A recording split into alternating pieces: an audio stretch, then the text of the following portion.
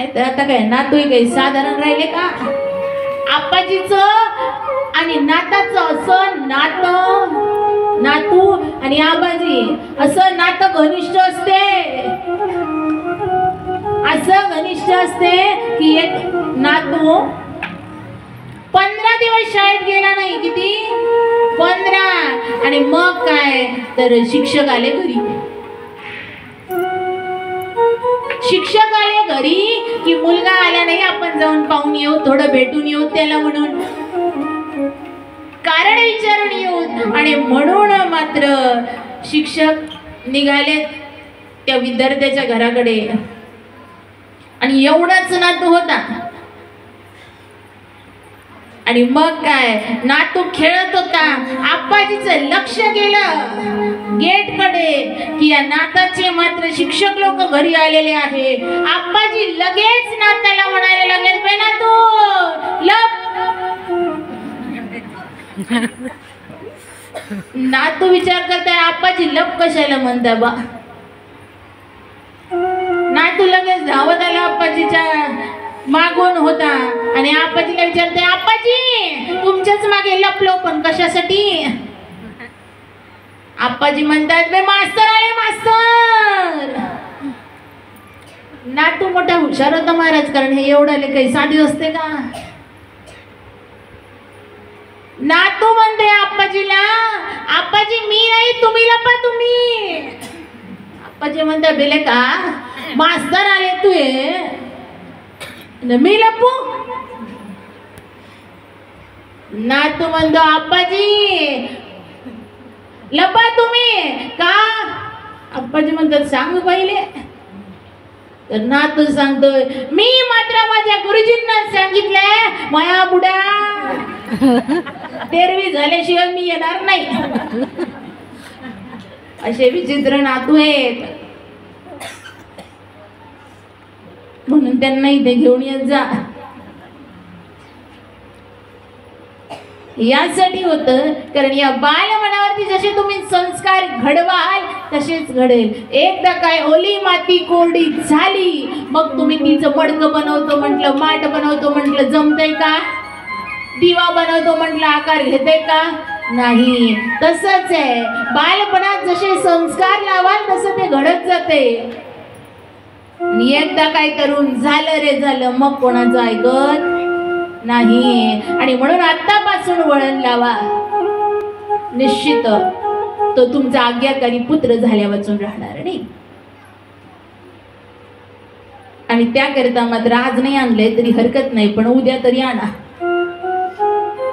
परवा तरी आणा. आणि त्यांना मात्र हे ज्ञान त्यांच्या कानापर्यंत जाऊ द्या. निश्चित बुद्धी तीक्ष्ण झाल्या वाचून राहणार नाही, कारण एवढी मात्र महत्व भाग्याने लाभणारी ही शिव महापुराण कथा, हिचा महिमा आपण श्रवण करतोय. आणि हे शिवबाबांना मात्र इथे येऊन श्रवण देखील केली ना, नामस्मरण देखील केलं. इथे आल्यानंतर नाव घेताना टाळी वाजवली, मुखाने नाम घेतलं, भगवंताचं ध्यान केलं, तर निश्चित भगवंत मात्र आपल्या मनातली इच्छा पूर्ण केल्या वाचून राहणार नाही. मंदिरात येता महाशिवरात्रीचा पर्व आहे, देवादिदेव महादेवांना मात्र गडवाभर लोटाभर काय तुम्ही गंगाजळ आणता आणि पाणी वाहता. एवढंच नाही तर महादेवाला सर्व प्रिय असणार ते पत्र, आणि ते कोणतं? बेलपत्र, बिल्बपत्र. याची एवढी महिमा अलौकिक आहे महाराज की हे एक बेलाचं पान मात्र एकच, एवढं महात्म्य की हे वाहिलं एका पानावरती सुद्धा प्रसन्न होईल. पण तुम्ही म्हणाल की आमच्याकडे तेही आणायला नाहीये, तर काय करा, जे आधी अर्पण केलेलं असेल ना त्याला पुन्हा धुतलं, आणि नसेलच तर ते पुन्हाही अर्पण केलं तरी पुण्य तेवढंच मिळेल. आणि याच्याही पुढे सांगायचं झालं तर हे एक बेलपत्र देवादिदेव महादेवांना वाहिलं तर 3 जन्माचे दोष मात्र नाहीसे झाल्या वाचून राहणार नाही. काही पाप कृत्य घडलेलं असेल तर ते पाप कृत्य मात्र खंडन झाल्याशिवाय राहणार नाही असं मी नाही तर ही शिव महापुराण कथा सांगते. आणि वर्णन आहे त्रिदलम त्रिगुणाकारम त्रिदेवम त्रियायुर्धम त्रिजन्म पाप संहारम बिल्वपत्र शिवार्पणम. एक बेलपत्र शिवाला शंकरजीला अर्पण केलं. त्रिदलम म्हणजे 3 दल असलेलं. 3 दल म्हणजे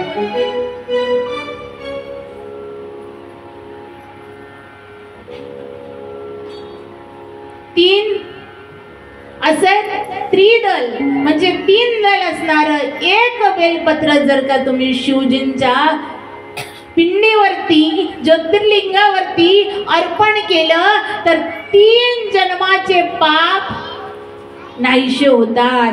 एवढंच नाही तर याच एका बेलपत्रामध्ये 3ही देवांचा वास आहे.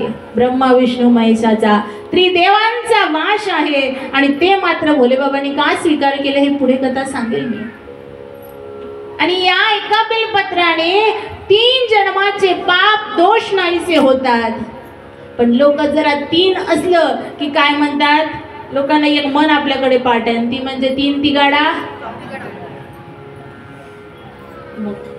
असं का काम बिगाडा. मग सांगा मला, देवादिदेव महादेवांच्या हातामध्ये काय असते? त्रिशूल. आणि त्या त्रिशूलाला बाण टोक किती आहे? प्रिय आहे बेलपत्र. आणि त्याला काय म्हटलंय? त्रिदल. पानाचे किती आहे त्याला जोडलेले पानं? 3. एवढंच नाही तर भोलेबाबांच्या मस्तकावरती असते काय? त्याला काय म्हणतात? त्रिपुंड. रेषा किती आहे? 3. एवढंच नाही तर देवादिदेव महादेवांचे नेत्र बघा किती आहे? 3. आणि एवढंच नाही तर देवादिदेव महादेवांकडे बरोबर तुम्ही लक्ष द्या.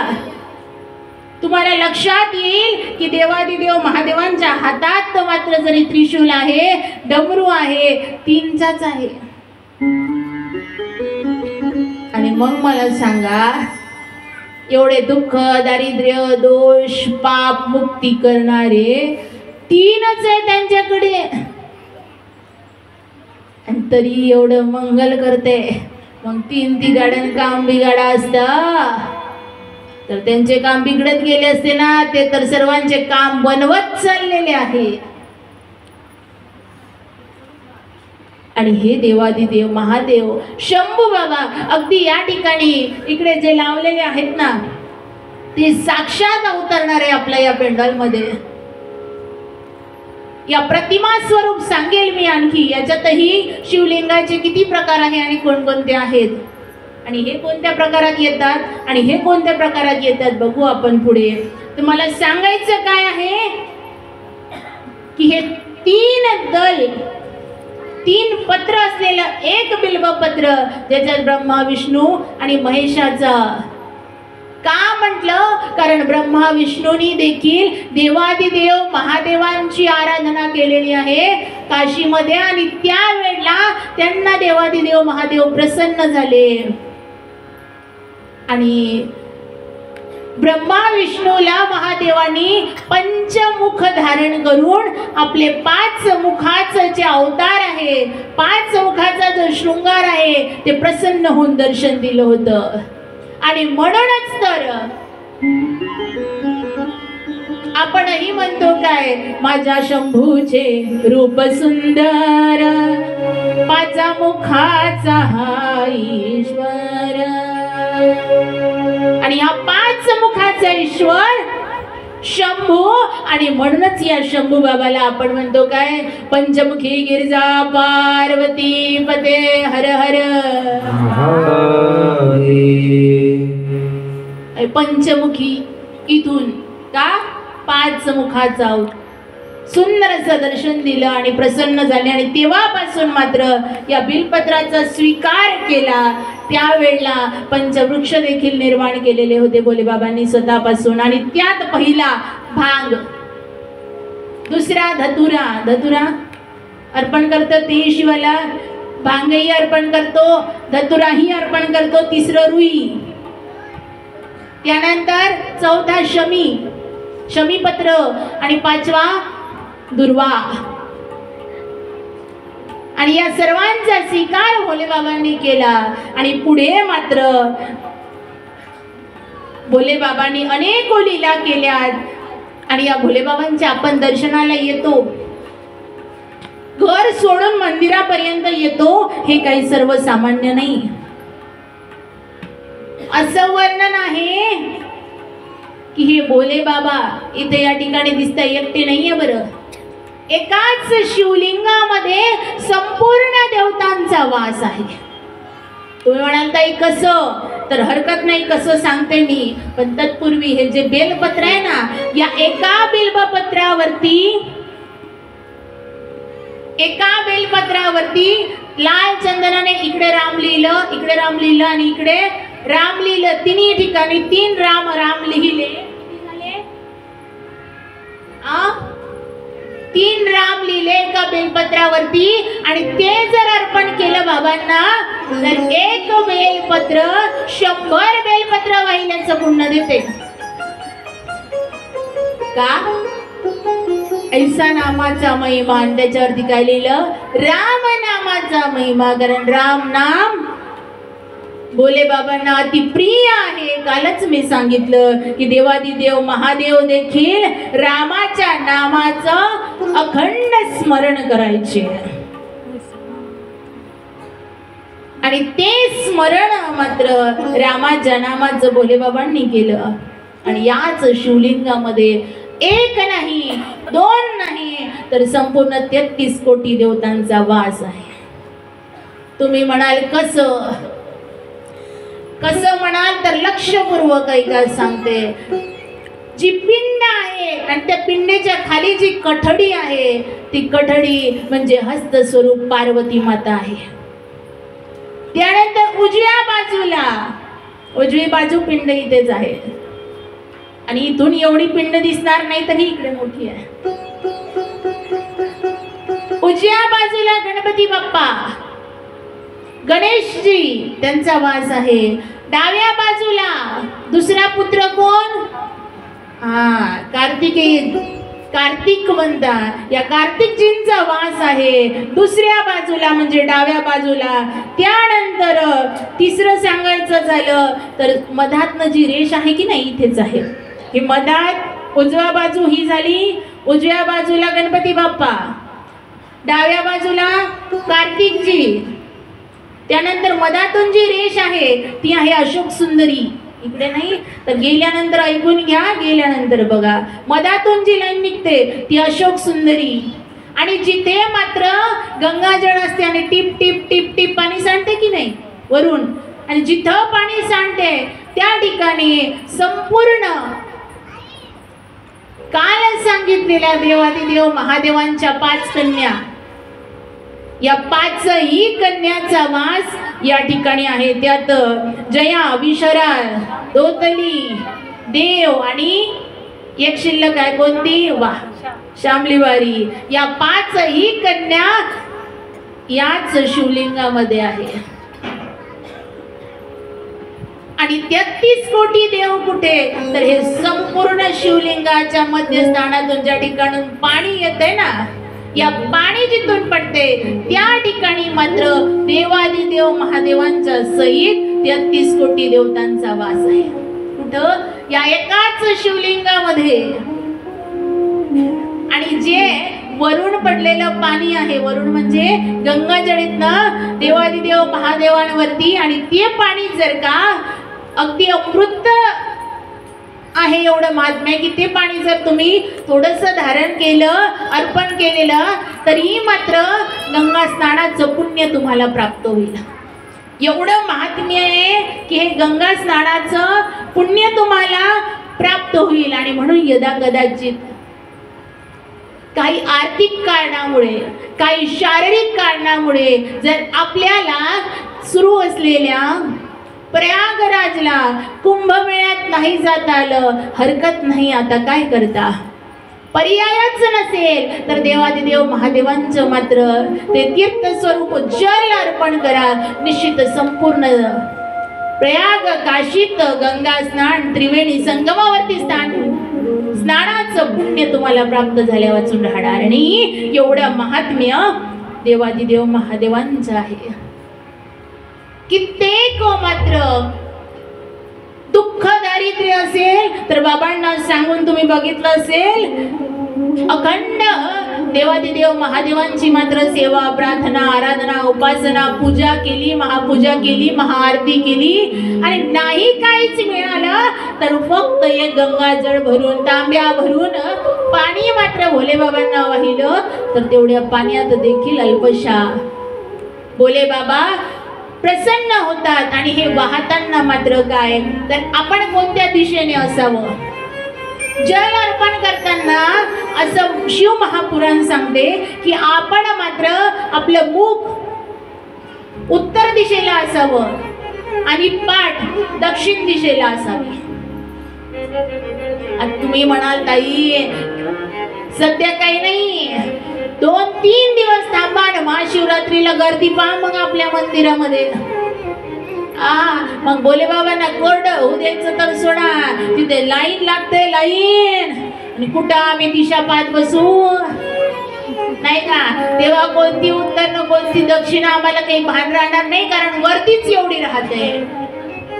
तर या पर्व काळाचं एवढं महात्म्य आहे की त्या दिवशी मात्र नाही दिशेचंही भान राहिलं तरी हरकत नाही, कारण त्या दिवशी मात्र एवढं प्राबल्य आहे की दिशा कोणतीही असो, अंतःकरणातला भाव शुद्ध असेल तर निश्चित देवादिदेव महादेव प्रसन्न झाल्या वाचून राहणार नाही.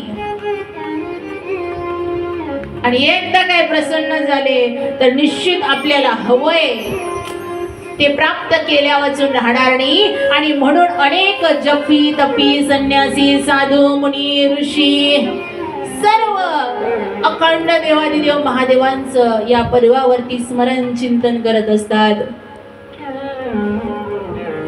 आणि ते देवादिदेव महादेवांचं स्मरण आपण करू का?